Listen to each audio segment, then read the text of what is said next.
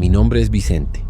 Tengo 58 años y soy el cuidador del cementerio de Boa Esperanza, en un rincón remoto de la ciudad. A veces me pregunto si este nombre es una ironía del destino o si es simplemente el paso del tiempo que nos trastoca la cabeza.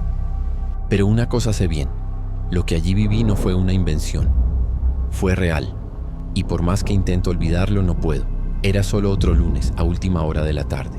El sol ya estaba desapareciendo detrás de los hipés secos mientras hacía mi última ronda antes de cerrar la puerta. Caminaba lentamente, con la llave en la mano, observando las tumbas y escuchando el viento soplar entre los altos árboles. Todo estaba tranquilo como siempre, hasta que oí una risa. En ese momento pensé que solo estaba en mi cabeza, tal vez un recuerdo o algún sonido que venía de la calle. Pero no fue así. Fue aquí, cerca, la risa de un niño. Miré a mi alrededor y no vi nada. Fui al rincón más antiguo del cementerio, donde las tumbas son muy antiguas, algunas agrietadas y cubiertas de musgo. Ahí es donde lo vi. Una niña que llevaba un vestido de color claro, ya un poco sucio, debía tener unos 6 o 7 años. Su cabello atado en una cola rebotaba mientras saltaba de una lápida a otra, como si estuviera jugando a la rayuela. Mi corazón se aceleró. Eso no tenía sentido. Niño allí en ese momento. Nunca lo he visto, grité. «Oye, niña, ¿quién eres? ¿Dónde están tus padres?» Ella me miró durante unos 2 segundos, muy seria, y corrió detrás de una tumba, más grande. Corrí tras él, pero cuando llegué allí, no había nadie allí. Grité de nuevo mirando a mi alrededor. Nada. El silencio volvió, como si nada hubiera pasado. Regresé a la entrada del cementerio con esa cosa martilleándome la cabeza. Quizás era la hija de algún visitante que se perdió. Al día siguiente, decidí preguntarle a la señora Yolanda, quien viene todos los días a dejarle flores a su esposo. Le pregunté si había visto algún niño la tarde anterior. «Dios no lo quiera, señor Vicente. ¿Un niño aquí a estas horas?», dijo ella cruzándose de brazos. No vi a nadie, solo a mí y el silencio de siempre. Hablé con otros visitantes, en los días siguientes, y nadie vio nada. Un hombre incluso bromeó diciendo que si veía a un niño allí, sería mejor rezar, porque ninguna madre dejaría a su hija sola en un lugar así. Pero sé lo que vi. Y lo más aterrador es que la semana siguiente volvió a ocurrir. Ese día el viento era diferente. Hacía más frío, como si alguien soplara muy suavemente en mi nuca. Los árboles hacían un sonido extraño, parecían susurrarse unos a otros. Y luego lo escuché de nuevo. Vicente. Ese era mi nombre. Una voz delgada, casi un susurro, pero clara como el agua. Me detuve inmediatamente. Miré a mi alrededor, y ahí vino otra vez. Vicente. La voz venía de detrás de una gran tumba hecha de piedra oscura. Me acerqué lentamente, sujetando firmemente el mango de la pala con mi mano sudorosa. Pensé que quizá alguien estaba gastando una broma, pero nadie allí hizo ese tipo de cosas, y nadie entra sin ser notado. ¿Quién? ¿Está ahí?, pregunté, tratando de mantener la voz firme. Silencio. Caminé alrededor de la tumba. Nada. Ninguna señal, ningún ruido, ninguna huella en el suelo. Pero entonces, justo en medio de la tierra batida, entre hojas secas y piedras, vi algo que me dejó sin aliento. Mi nombre, escrito en el suelo con tierra. Vicente. Las letras estaban torcidas, parecían hechas con deditos, y estaban justo delante de la tumba número 312, una de las más antiguas que hay. Me acerqué. Toqué el suelo. Estaba húmedo, como si lo hubieran tocado recientemente. Eso fue real. Salí corriendo de allí con el corazón latiéndole con fuerza. Cerré la puerta, dejé la pala y me senté en la silla de madera, sudando frío. Debió ser algún niño, pensé. Alguien que entró y decidió jugar conmigo. Pero, ¿quién sabría mi nombre? ¿Y por qué escribiría ahí mismo? Esa noche soñé con ella. La niña estaba parada frente a la puerta del cementerio y me llamaba. Vestido sucio, ojos hundidos y oscuros, y una mirada inexpresiva, como si estuviera esperando o cobrarme algo. Me desperté asustado, sudando, y pronto oí pasos corriendo en el tejado. Al día siguiente, cuando fui a abrir la puerta, vi huellas. Pequeñito, descalzo. Parecían de un niño. Fueron desde la puerta hasta el centro del bloque D, y luego desaparecieron. Eso me mantuvo despierto toda la noche. Fui entonces a buscar al señor Gervasio, un viejo sepulturero que trabajaba allí hacía más de 30 años y que todavía aparecía de vez en cuando para charlar. «Señor Gervasio», ¿Ha oído hablar alguna vez de una chica llamada Elisa? Inmediatamente bajó la mirada, guardó silencio unos segundos y respondió: sí, lo he hecho. Cuando llegué aquí, los ancianos ya hablaban de ella. Decían que la niña murió de fiebre, alta, pero su madre juró que antes de enfermarse, Elisa hablaría con alguien invisible. Se quedaría en el patio hablando sola todo el tiempo. Un día desapareció. Estuvo desaparecida todo el día. La encontraron al final de la tarde, caída, congelada, con los ojos abiertos. ¿Y la enterraron aquí? Yo pregunté. La enterraron, pero el ataúd desapareció un mes después. Tuvieron que hacer otro entierro en el mismo lugar. Nadie supo qué pasó. Su madre se suicidó un año después. Me quedé paralizado. Todo encaja. El mismo bloque, el mismo nombre, y ahora mi nombre, escrito en la tierra. El otro día tomé una decisión. Iba a abrir la tumba 312, y fue entonces cuando me arrepentí. Pero esa parte, os la contaré en el próximo episodio. La decisión de abrir esa tumba no fue fácil. Nadie se mete con los muertos sin motivo, especialmente en un viejo cementerio donde todo huele a promesas olvidadas y secretos ocultos. Pero aquello ya no. Era solo una duda. Era un llamado. Una presencia que me empuja, que me rodea todo el tiempo. Hablé con el administrador. Inventé alguna excusa u otra. Dije que la tumba podría estar hundiéndose y que necesitaba comprobarlo. Él confió en mí. Lo autorizó sin hacer preguntas. El viernes a las 10 de la mañana, con el sol ardiendo y el sudor caía antes incluso de empezar, cogí mis herramientas y me fui. La tumba era sencilla, vieja y con los lados agrietados. La tierra se sentía extraña, parecía más dura, como si hubiera algo protegiéndola en su interior. Mientras cavaba, empezó a subir un olor extraño. No era la norma en 1900, los cementerios. Olía dulce y podrido al mismo tiempo, como flores rancias mezcladas con carne que había estado al sol demasiado tiempo. Después de casi 2 horas de cavar, mi pala golpeó algo duro. Era madera. El viejo y oscuro ataúd, lleno de marcas de termitas. Había una placa de metal oxidada con un nombre grabado: Elisa F. Andrade. Llamé a 2 ayudantes. No les dije por qué, simplemente les pedí que me ayudaran a abrir la tapa. Cuando nos levantamos, el silencio se hizo pesado, como si el aire se hubiera vuelto espeso. Los 3 miramos dentro y nadie entendió nada. El ataúd estaba vacío, sin huesos, ningún trozo de tela. No hay señales de descomposición, solo tierra suelta y un poco de polvo, como si nunca hubiera habido nada allí. Uno de los chicos, Jorge, me miró pálido de miedo. Eso está mal, señor Vicente. Eso es cosa de un alma que no ha descansado. Lo hice todo cerrado, reforcé el sepulcro y puse de nuevo la piedra. Luego me fui, en silencio, con la cabeza dando vueltas. Pero esa noche no se parecía a ninguna otra. Ella apareció de nuevo, solo ahora, dentro de mi casa. Ella estaba parada en la esquina de la habitación mirándome, descalza con el vestido sucio, el rostro apagado como si ya no hubiera vida en sus ojos. No parpadeó. Él simplemente me siguió con la mirada. Intenté encender la luz. Nada. El interruptor no respondía. Cogí el móvil. La pantalla parpadeaba y se congelaba. Toda la casa quedó sumida en un silencio opresivo. Y luego ella habló. ¿Por qué te mudaste? Pero no era la voz de un niño. Era una voz baja y prolongada que venía de un lugar profundo, como un pozo sin fondo, un sonido que parecía cortar el aire. No pude decir nada. Mis piernas cedieron.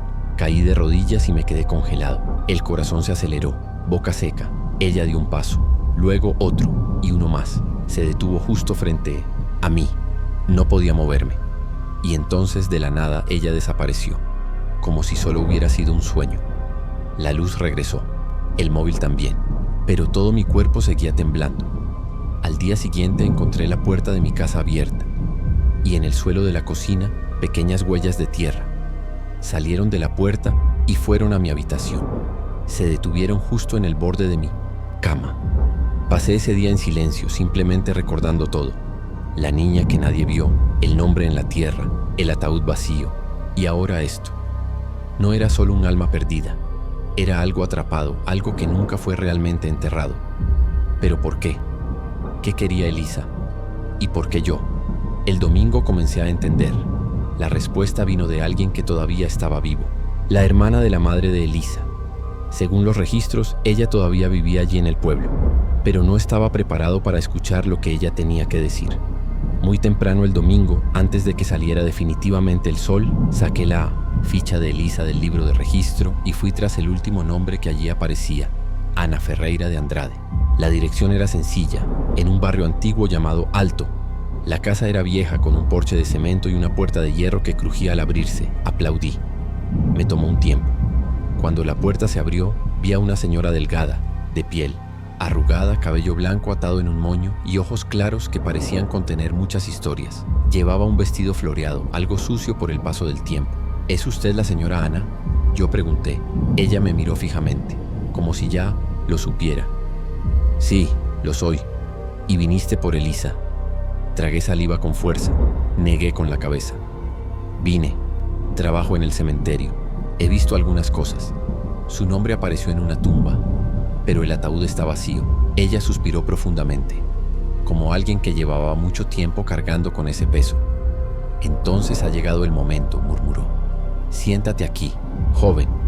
Te lo contaré. Me senté en una silla de paja en el porche, y la señora Ana comenzó a hablar. Elisa era diferente desde muy pequeña. Se quedaba parada con la mirada perdida. No hablaba con otros niños, pero se reía, como si alguien estuviera con ella. Mamá pensó que era solo su imaginación, pero yo nunca lo pensé. Ella cruzó los brazos e hizo una pausa. Un día, al caer la tarde, la niña desapareció. Cuando la encontraron ya era de noche. Estaba en medio del bosque, helada. Tenía los ojos abiertos, pero estaba viva. Pero después de eso, nunca volvió a hablar. Solo lloraba y escribía en el suelo con los dedos, cosas extrañas, símbolos que nadie entendía. Así permaneció durante 3 días. Luego, murió. ¿Y el entierro?, pregunté con la voz atorada en la garganta. Doña Ana frunció el ceño. Fue extraño. En menos de 2 días el cuerpo empezó a oler demasiado. Tuvieron que enterrarlo a toda prisa. Pero hubo una cosa que nunca le conté a nadie. Se inclinó hacia adelante y bajó la voz como si temiera que algo la oyera. Anoche, antes de morir, oí un ruido que venía del dormitorio. Fui a ver. La niña estaba sentada en la cama. Los ojos negros. No había blanco, no había brillo. Solo oscuridad. Me miró y dijo: me va a llevar, pero voy a volver, porque en realidad no me enterró. Congeló por dentro. ¿Quién era él?, yo pregunté. Doña Ana tragó saliva con dificultad. No sé, pero su madre, antes de ahorcarse, dijo que Elisa fue entregada por error. Eso fue lo que la llevó. Quería a alguien más. ¿A alguien más?, repetí, con la cabeza dando vueltas. ¿Un intercambio? ¿Un error? Ella me miró profundamente. Sus ojos se llenaron de lágrimas de un viejo recuerdo. Su madre dijo que el nombre que le debían haber puesto era otro. Eso fue un desastre. Y ese nombre era Vicente. Sentí que caía. Me levanté de la silla como si me hubiera llevado una sorpresa. Vicente. El nombre era mío. A mí. Se suponía que sería yo. Las piezas empezaron a encajar de una manera repugnante. Mi nombre escrito en la tierra, las huellas, los susurros, el ataúd vacío. No era solo un fantasma, era una deuda, un viejo error, una llamada que finalmente me llegó. Regresé al cementerio angustiado. No dormí. Pasé la noche sentado en la oficina, escuchando ruidos afuera, pasos ligeros sobre la hierba, pequeños, recorridos entre las tumbas. Ella me estaba rodeando, y luego, a las 3:33 de la mañana, escuché que el pomo de la puerta giraba solo. La llave todavía estaba en la cerradura. Nadie lo tocó, pero el pomo de la puerta se movió. La puerta se abrió lentamente. La oscuridad tomó el control. Allí, de pie en la entrada, Elisa. El vestido sucio, los ojos oscuros como un pozo sin fondo, y una sonrisa torcida que parecía más dolor que alegría. Ella me extendió la mano. Él solo dijo una frase: ahora te toca a ti, Vicente. Fue entonces cuando lo entendí. Eso no era solo un fantasma, fue un ajuste de cuentas. Fue la última página de una historia mal contada. ¿Pero qué pasó anoche? Lo descubrirás en el último episodio. Esa noche fue la última vez que dormí en el cementerio.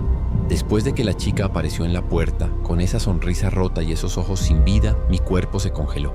Intenté levantarme, pero mis piernas no me obedecieron. El aire se sentía pesado, denso, como si estuviera atrapado dentro de un ataúd.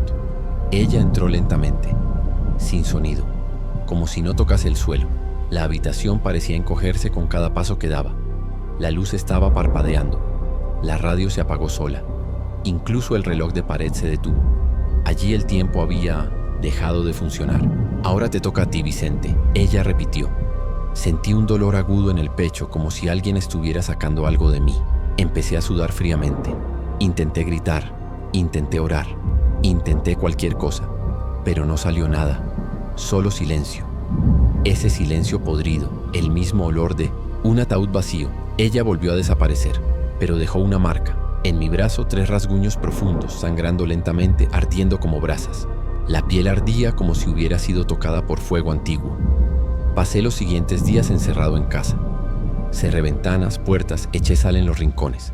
Dije una oración que escuché de un viejo brujo. Encendí una vela y pedí ayuda, al pastor y al sacerdote. Nada funcionó. Ella venía todas las noches, a veces sentado en el borde de la cama, a veces en el pasillo, en el espejo del baño, corriendo por la casa sin hacer ruido. El tiempo parecía pasar lentamente. Y dormir. Fue un desfile de pesadillas, hasta que soñé con su entierro. Vi todo como si hubiera estado allí. Un pequeño ataúd que es transportado a toda prisa. Buena lluvia. El sacerdote rezaba con voz temblorosa. La gente observa desde lejos en silencio. Pero algo estaba mal. En el sueño la madre de la niña, la señora Teresa, gritó: «No, es ella. Este cuerpo no es de mi hija». Y entonces, desde dentro del ataúd los ojos se abrieron. Me desperté gritando, cubierta de sudor frío, con el pecho dolorido y la mente hecha pedazos. Fue en ese momento que entendí todo. Elisa nunca fue realmente enterrada, o al menos no de la manera correcta. Lo que había en ese ataúd tal vez nunca fue ella, tal vez fue lo otro, esa presencia que se la llevó por error. Y ahora, tantos años después, vino a cobrar. La deuda no era suya, era mío. Pasé todo el día en el cementerio solo, caminando entre las tumbas, escuchando el viento, tratando de oír algo más allá de él. Cuando llegué a la tumba 312, un escalofrío me recorrió el cuerpo. La piedra se había agrietado. El nombre era más oscuro, como si hubiera sido rayado con carbón fresco. Me arrodillé y puse mi mano en el suelo. «Elisa, si aún hay un camino, muéstramelo». Y entonces, como un susurro prolongado desde debajo de la tierra, una voz respondió: «Vuelve al punto de partida, antes del intercambio». El único lugar antes del intercambio fue el monte, donde la encontraron, viva antes de morir. Ahí fue donde fui, con una linterna en una mano y el resto de mi coraje en la otra. Caminé solo en medio del bosque, y cuando llegué al lugar exacto donde la habían encontrado, el aire cambió. Todo quedó demasiado silencioso, como si el mundo hubiera contenido la respiración. La linterna falló, y entonces una figura apareció entre los árboles, con un vestido sucio, el rostro cubierto de una sombra viva. Ella habló en voz baja y firme: «Llévame al lugar correcto». Solo eso, solo dije: «Sí». Cavé una nueva tumba allí mismo, con mis manos, con el pecho abierto por el miedo y el corazón pidiéndome que parara. Cavé hasta que me sangraron los brazos, y cuando el agujero fue lo suficientemente profundo, sentí alivio, un alivio que no fue mío, como si alguien realmente hubiera respirado. Por primera vez, regresé al cementerio en silencio. Desde aquella noche nunca más apareció. La tumba 312 todavía está allí, pero lo sellé con cemento espeso y solo dejé una flor blanca sin nombre encima. Su nombre ahora está donde pertenece, pero a veces, solo a veces, cuando el sol se pone y las sombras bailan sobre las tumbas, todavía puedes oírlo. Una risa ligera, de un niño que juega al escondite con la muerte. Y si pensabas que esta historia era aterradora, será mejor que te prepares. La próxima vez desenterraremos secretos que nunca debieron haber sido revelados. Y esta vez lo que está atrapado no solo quiere ser escuchado, quiere ser recordado. Si te gustan historias como esta, suscríbete al canal y activa la campanita. De esta manera no te perderás el siguiente capítulo de Lo Inexplicable. Nos vemos al otro lado.